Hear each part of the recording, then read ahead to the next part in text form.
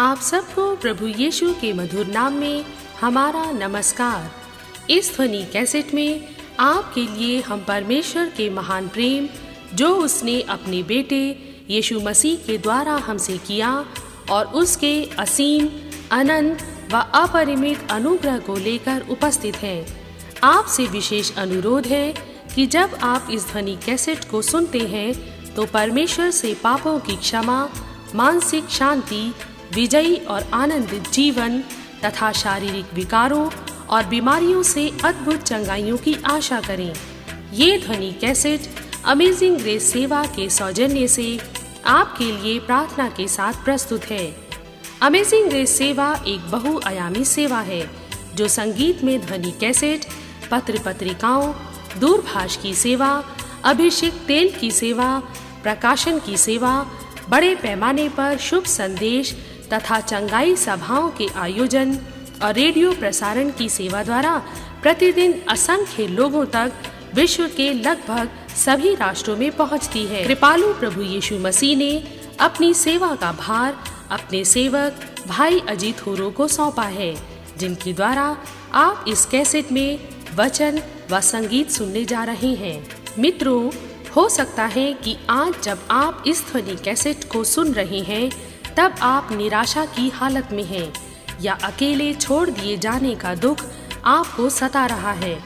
मित्रों, जब भी आप टूटी हालत में हो या अनिश्चित की स्थिति में, तो अवश्य याद रखें कि केवल एक है जो आपको आज भी बाहें पसारे बुला रहा है, ताकि आप अपना बोझ उस प्रभु यीशु मसीह पर डाल दें, जिसने कहा है, हे थके और बोझ से दबे लोगों, मेरे पास आओ, मैं तुम्हें विश्राम दूंगा। और प्रिय मित्र, जब आप आज इसी समय वचन सुनेंगे और अपने बोझ को प्रभु यीशु मसीह पर डाल देंगे, जो मार्ग, जीवन और सच्चाई है, तो निश्चय जानिए वो आपको कभी निराश नहीं करेगा। आपके आंसू जय जयकार में और आपका विलाप नृत्य में बदल जाएगा। तो आइए सुनते हैं एक मधुर गीत भाई अजीत होरो की आवाज में।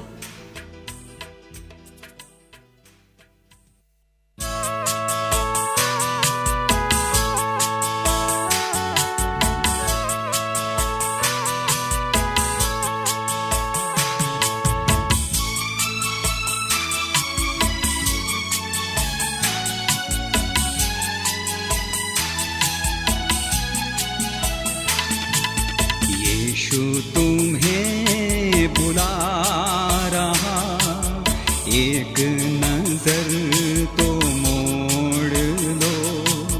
यीशु तुम्हें बुला रहा, एक नजर तो मोड़ लो। क्यों ये गुनाह लिए चले, इनको यहीं पे छोड़ दो। क्यों ये गुनाह लिए चले, इनको यहीं पे छोड़ दो। यीशु तुम्हें बुला रहा, एक नजर तो मोड़ लो।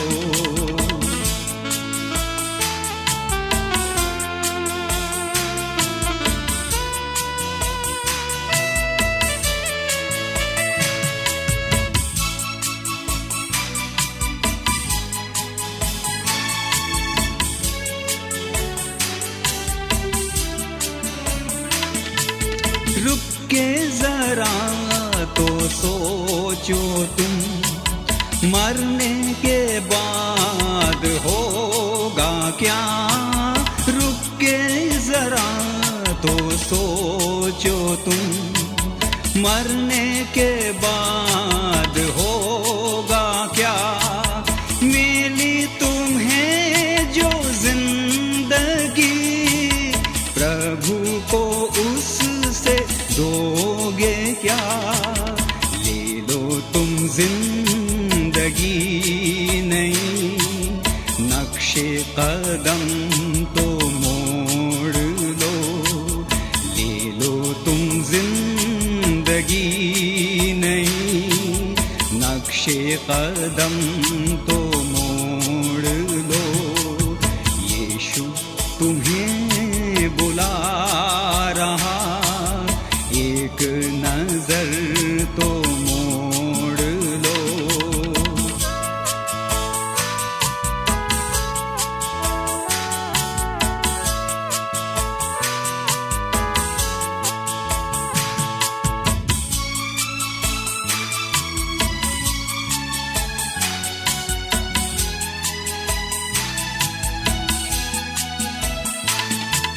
राहें हैं जिंदगी की दो, जिस पर सभी को चलना है। राहें हैं जिंदगी की दो, जिस पर सभी को चलना है। दुनिया की राह में चल रहे या राहे मसीह चलना है। अब तुम नए इंसान बनो, दुनिया से नाता तोड़ दो। अब तुम नए इंसान बनो, दुनिया से नाता तोड़ दो। यीशु तुम्हें बुला रहा, एक नजर तो मोड़ लो।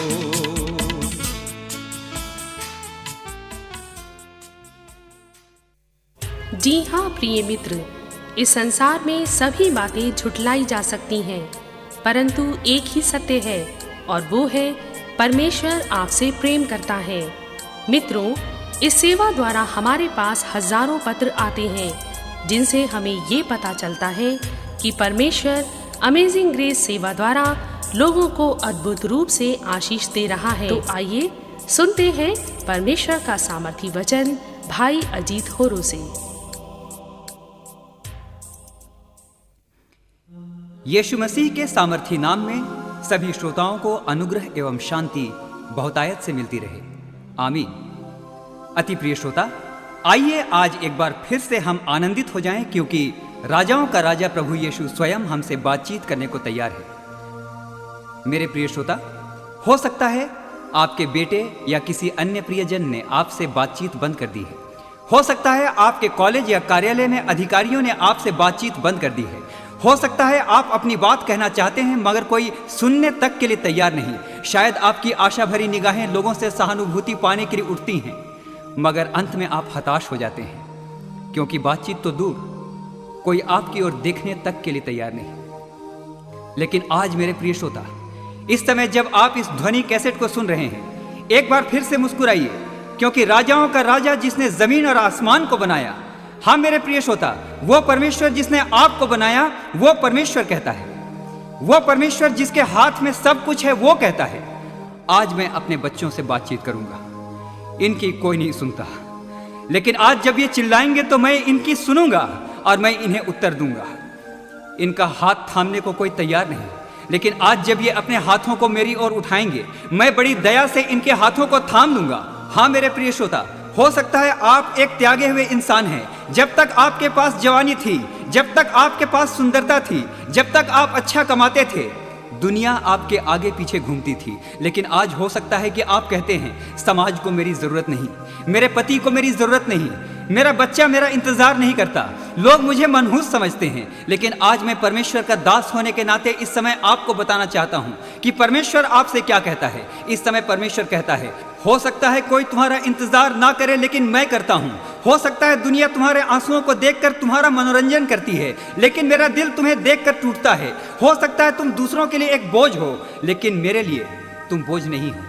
अति प्रिय श्रोता, भजन संहिता 93:4 में बाइबल इस प्रकार से कहती है, महासागर के शब्द से और समुद्रों की महातरंगों से विराजमान यहोवा अधिक महान है। मेरे प्रिय श्रोता, क्या आज आप निंदा और गरीबी और अपमान के महासागरों से घिरे हुए हैं?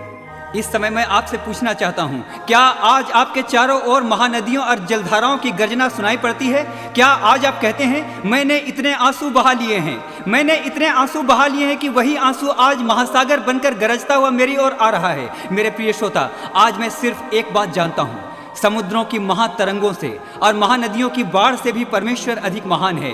पहला यूहन्ना 4:16 में बाइबल इस प्रकार से कहती है, परमेश्वर प्रेम है। श्रेष्ठ गीत 8:7 में बाइबल इस प्रकार से कहती है, पानी की बाढ़ से भी प्रेम नहीं बुझ सकता और ना महानदों से डूब सकता है। मेरे प्रिय श्रोता, इस समय जब आप इस ध्वनि कैसेट को सुन रहे हैं, अपने अकेलेपन के समुद्र को, अपनी बीमारी के महासागर को, अपनी बेरोजगारी के महासागर को इस समय बता दीजिए, महासागरों, मेरी गरीबी के महासागरों, मेरी बीमारियों के महासागरों, जिस परमेश्वर का मैं वचन इस समय सुन रहा हूं वो प्रेम है और तुम उस प्रेम को डुबा नहीं सकते। हाँ मेरे प्रिय श्रोता, इस समय मैं वो दृश्य याद करता हूं जब हमारा प्रभु यीशु मसीह क्रूस पर लटका हुआ था।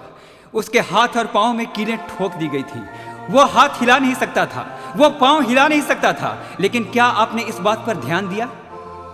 मरते हुए डाकू ने जब उसकी ओर देखा और गिड़गिड़ा कर कहा, हे प्रभु, जब तू अपने राज्य में जाए तो मेरी सुधि लेना।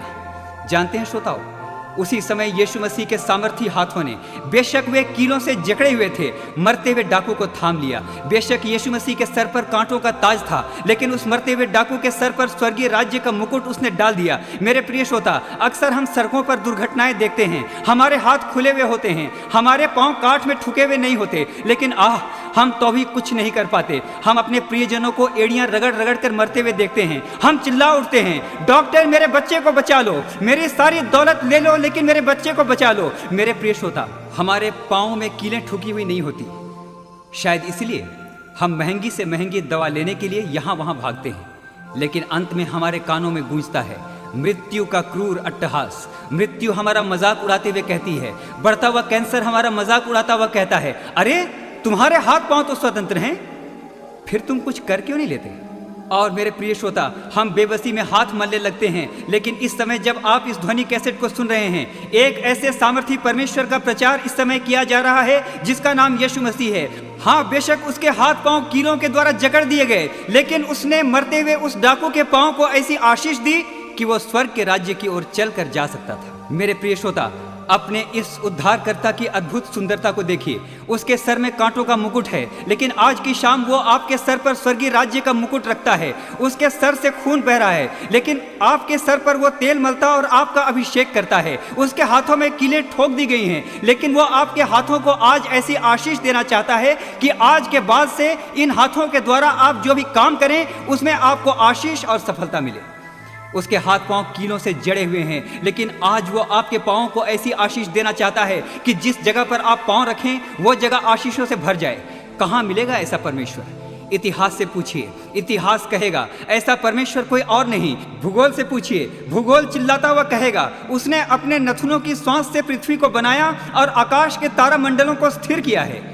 ऐसा अद्भुत परमेश्वर कोई और नहीं। राजनीति शास्त्र से पूछिए, राजनीति शास्त्र आपको बताएगा, हाँ, मनुष्यों की राजनीति से तो अब तक ये पृथ्वी मरघट में बदल गई होती, लेकिन ये उसी अद्भुत परमेश्वर का पराक्रम है कि पृथ्वी बनी हुई है। अति प्रिय श्रोता, आज इस समय जब आप इस कार्यक्रम को सुन रहे हैं, मैं अत्यंत उत्साहित हूं, क्योंकि हमारे पास यशायाह 9:6 के अनुसार एक अद्भुत युक्ति करने वाला परमेश्वर है। हाँ, इस समय हमारे लिए जय जयकार करने का समय है। आनंदित होइए, क्योंकि व्यवस्था विवरण 21:23 में बाइबल इस प्रकार से कहती है, जो लटकाया गया वो शापित है।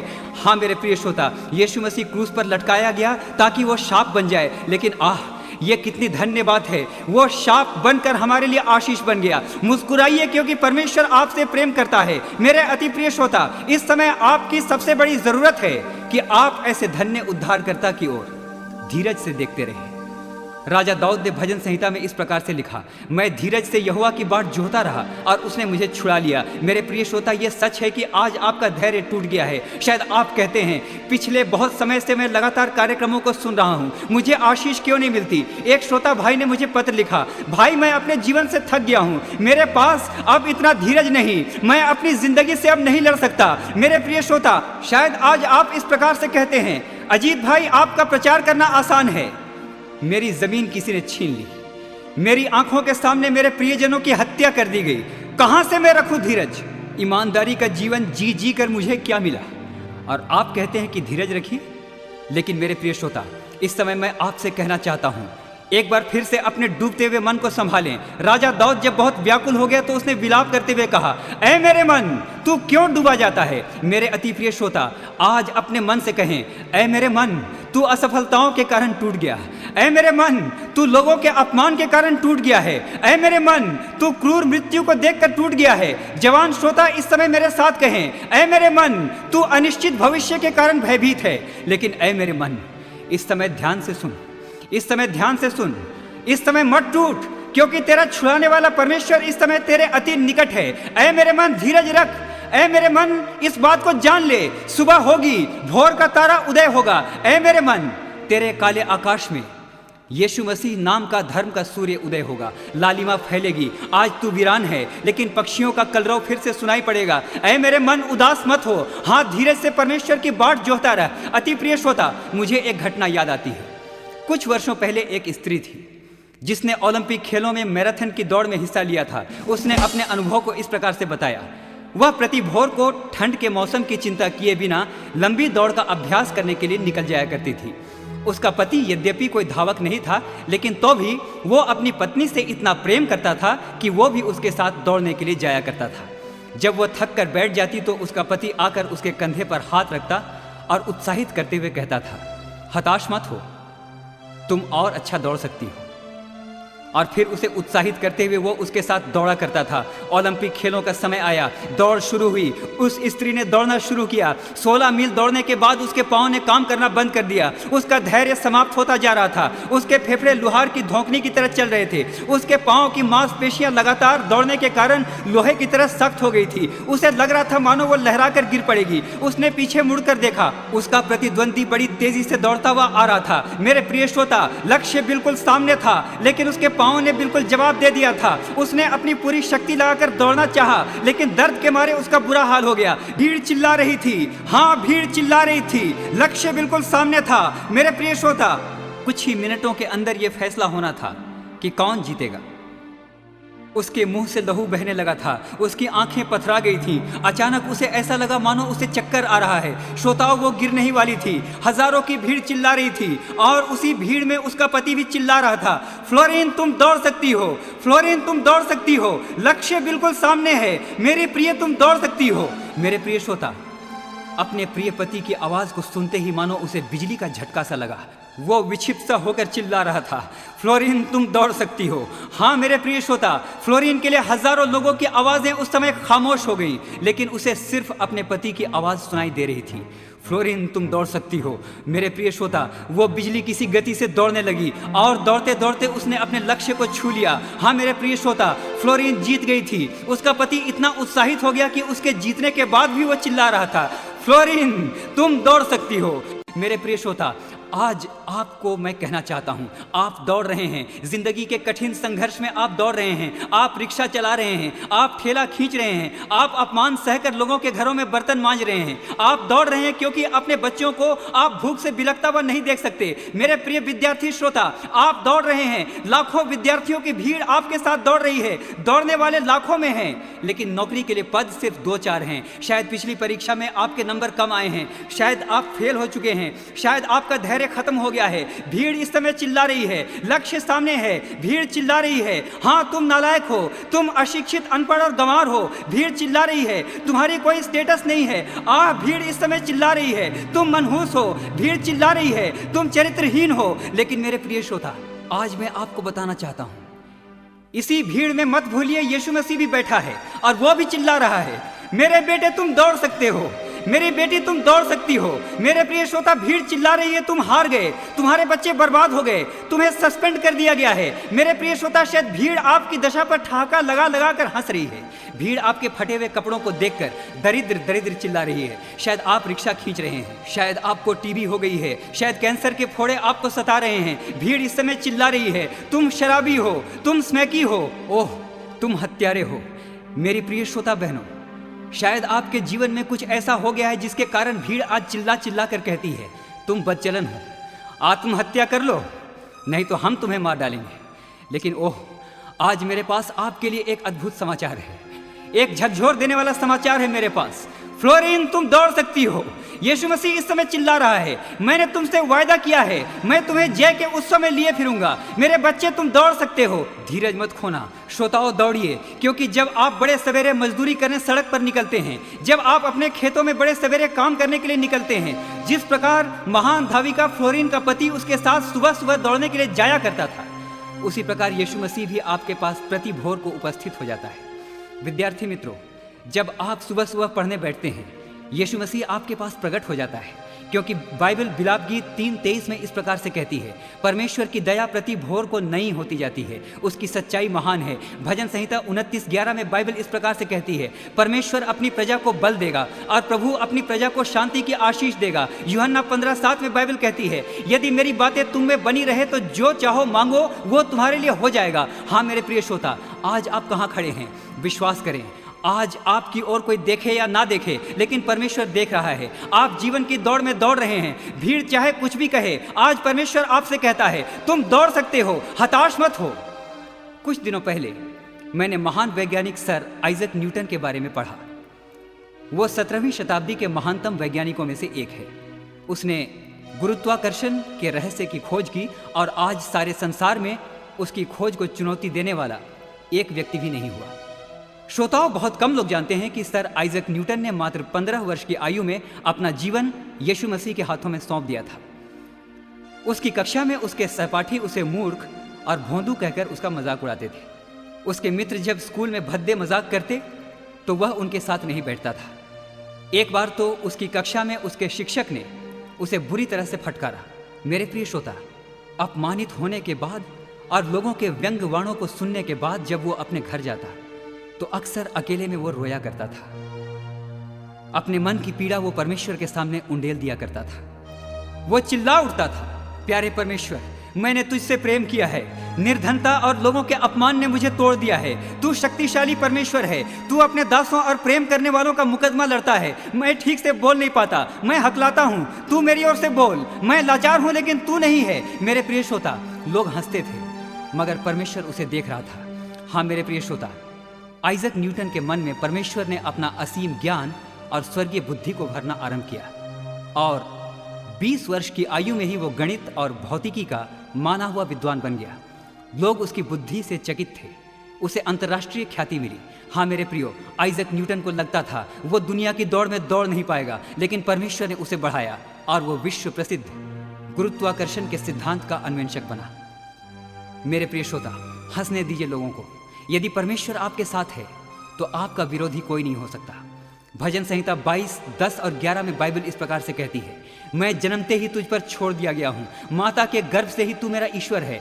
तू मुझसे दूर ना हो, क्योंकि संकट निकट है और कोई भी सहायक नहीं। भजन संहिता 27:1 में बाइबल कहती है, परमेश्वर मेरी ज्योति और मेरा उद्धार है, मैं किससे डरूं?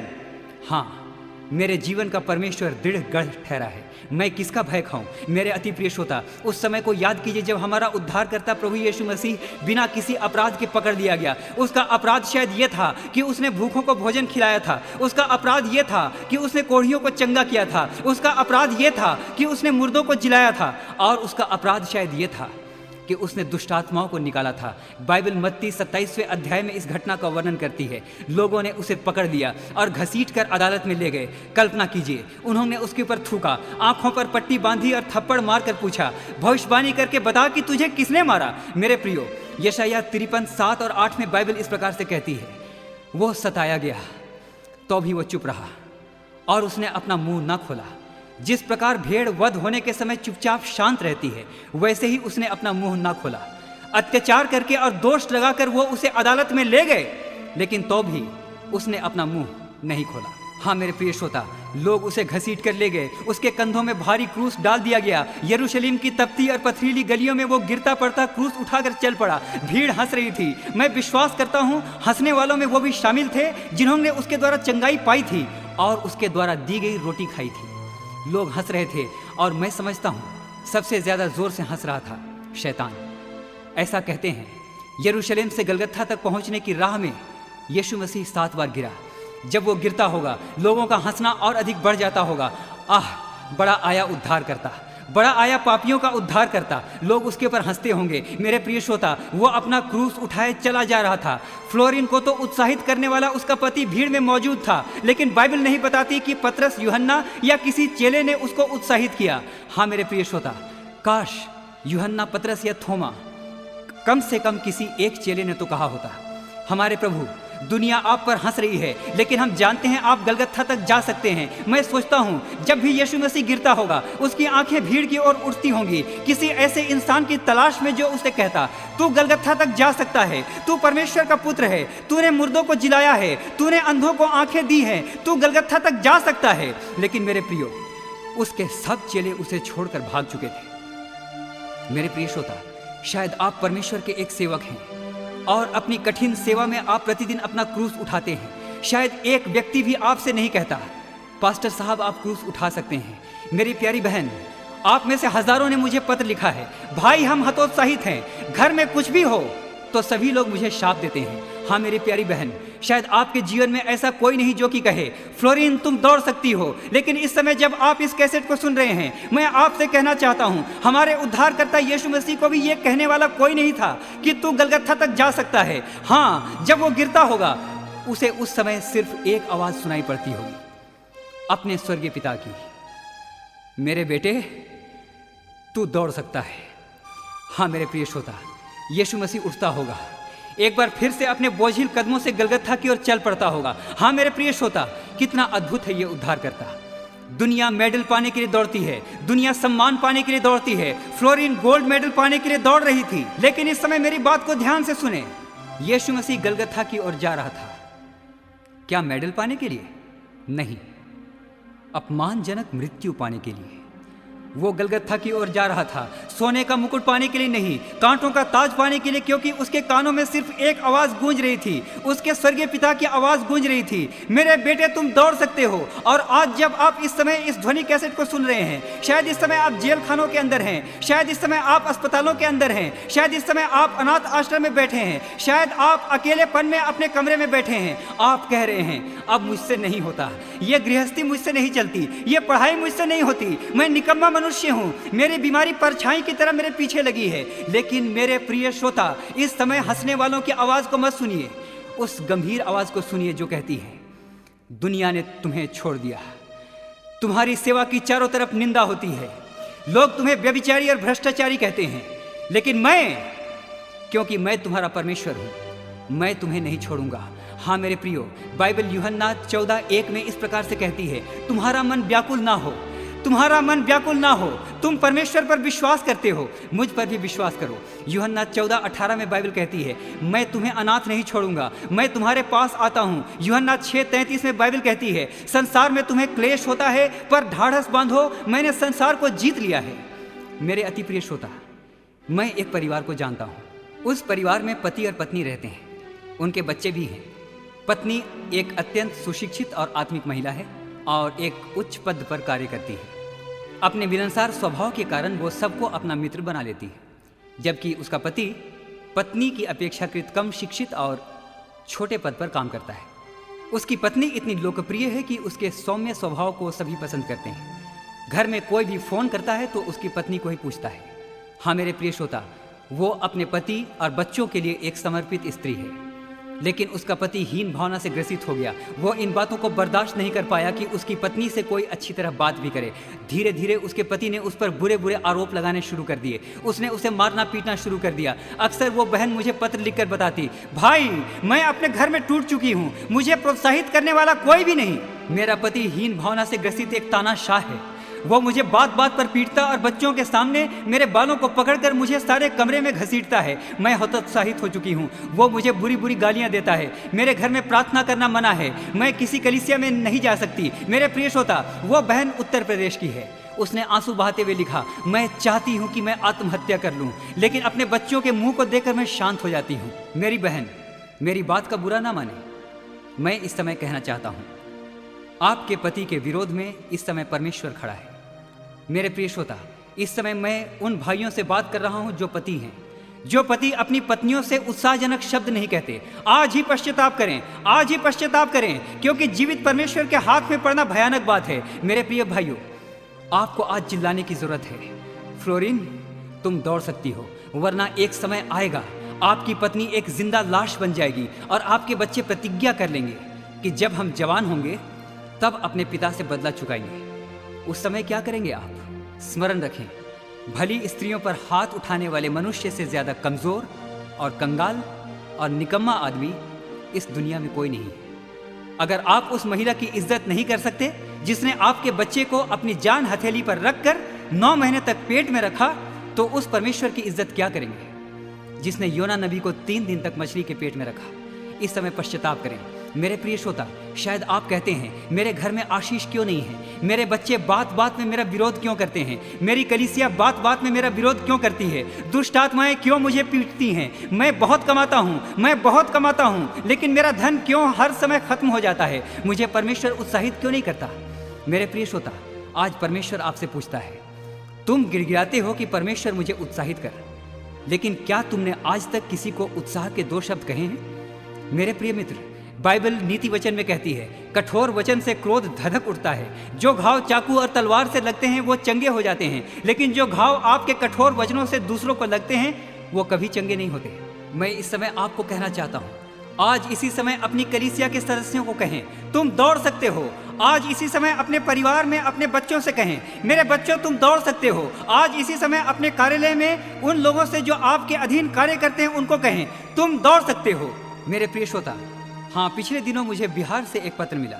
एक भाई ने मुझे आंसू बहाते हुए पत्र लिखा, भाई मैं 10 साल से अपने बिस्तर पर पड़ा हूँ, मैं हिलडुल भी नहीं सकता, अपनी सेवा के लिए मुझे अपने परिवार वालों पर निर्भर करना पड़ता है। लेकिन भाई, उस समय मेरा दिल चकनाचूर हो जाता है जब मेरे घर के लोग बार बार मेरे बिस्तर के पास आकर मुझे कहते हैं, तू मर क्यों नहीं जाता, मर जा ताकि हमें भी चैन मिले। हाँ मेरे प्रिय श्रोता, उस भाई ने मुझे आंसू बहाते हुए लिखा, अजीत भाई, आपकी प्रार्थना से बहुत लोग जीवन पा जाते हैं, लेकिन मेरे लिए कृपया ऐसी प्रार्थना करें कि मैं मर जाऊं। मैं जीना नहीं चाहता, एक कीड़ा बनकर मैं जीना नहीं चाहता। मेरे लिए प्रार्थना कीजिए कि मैं मर जाऊं। मेरे अति प्रिय भाई, मैं आपके लिए कभी ये प्रार्थना नहीं कर सकता कि आप मर जाएं, लेकिन आज मैं आपके परिवार के सभी लोगों के लिए प्रार्थना करूंगा कि उनका पुराना मनुष्यत्व मर जाए और वे उद्धार के नए जीवन के साथ जी उठे। मेरे प्रिय श्रोता, हताश मत हो।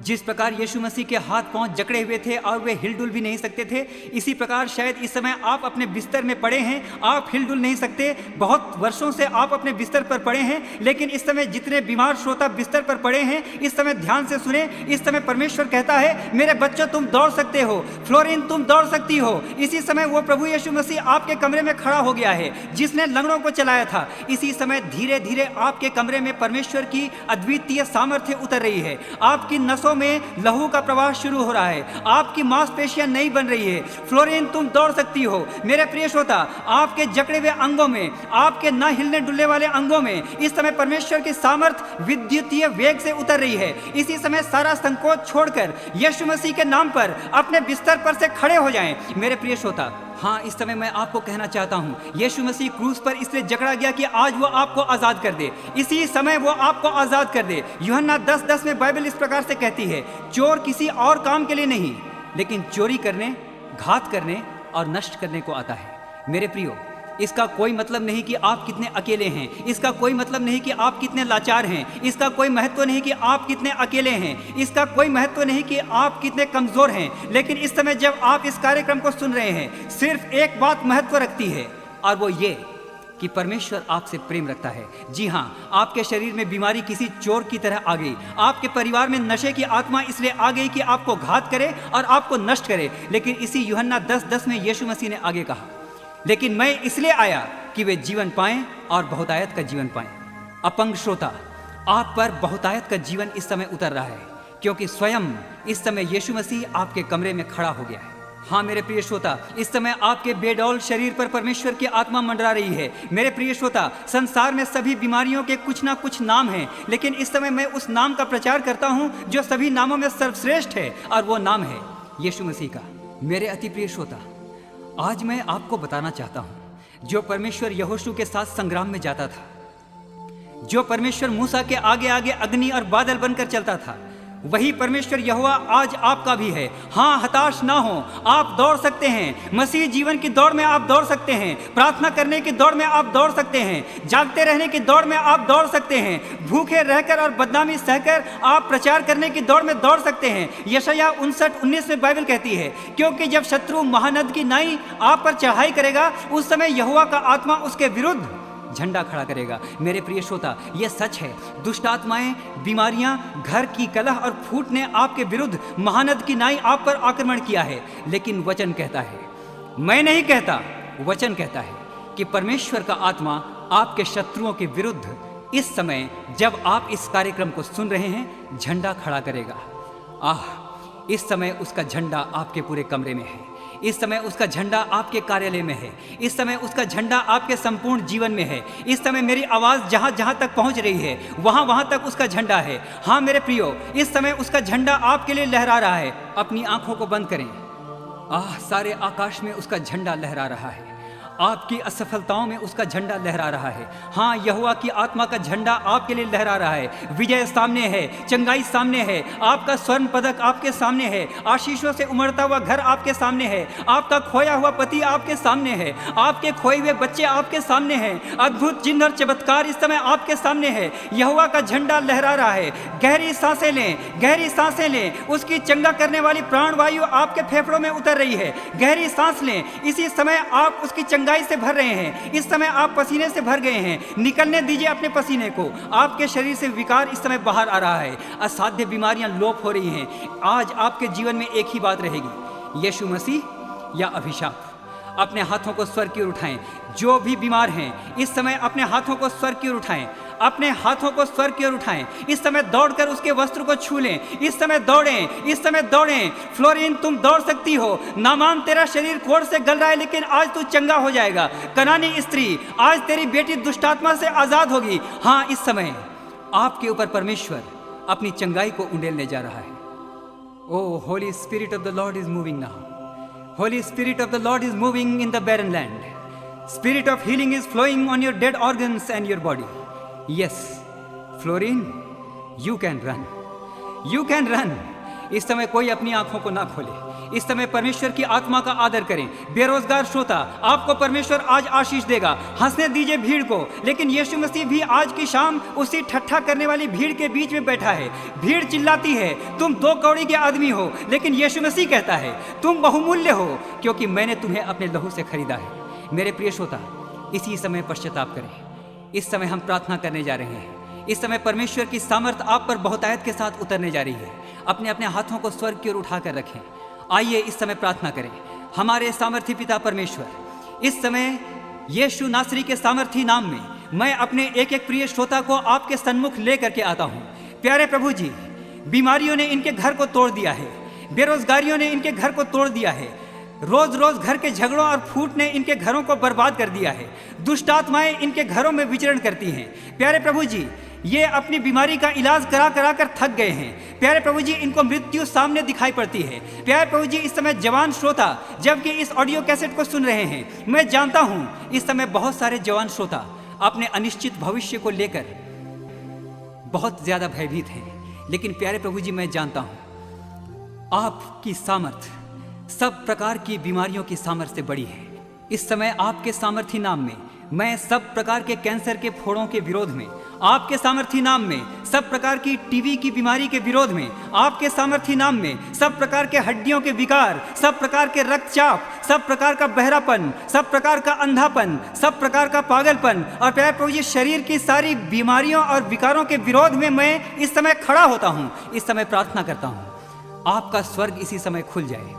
आपका स्वर्ग इसी समय खुल जाए। इसी समय आपकी चंगाई की सामर्थ बाढ़ की तरह मेरे इन प्रिय श्रोताओं पर उतर आए। एक एक जन पर इस समय हाथ रखें। एक एक व्यक्ति पर इस समय हाथ रखें। एक एक व्यक्ति को इसी समय अपनी पूरी चंगाई उंडेल दें। आपका धन्यवाद करता हूँ। प्यारे प्रभु जी, प्रार्थना करता हूँ घरों में यदि दुष्ट आत्माएं बार बार इन्हें तंग करती हैं, इस समय प्रार्थना करता हूँ आज के बाद से दुष्ट आत्माओं का आक्रमण इनके घरों में ना होने पाए। आपका धन्यवाद करता हूँ। इस समय प्रार्थना करता हूँ प्यारे प्रभु जी, सारी बीमारियों को आपके सामर्थी नाम में आज्ञा देता हूं कि आपके सामर्थी नाम में इसी समय इनके जीवनों में से हमेशा के लिए चली जाएं और दोबारा वापस ना आएं।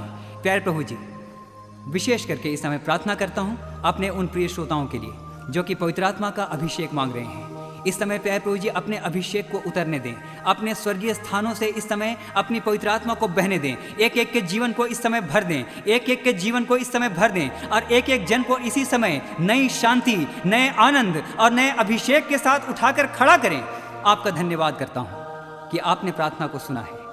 सारी बातों को आपके हाथों में सौंपते हुए मांगता हूँ इस प्रार्थना को अपने जीवित उद्धारकर्ता हमारे प्रभु यीशु मसीह के नाम पर दया से सुने और ग्रहण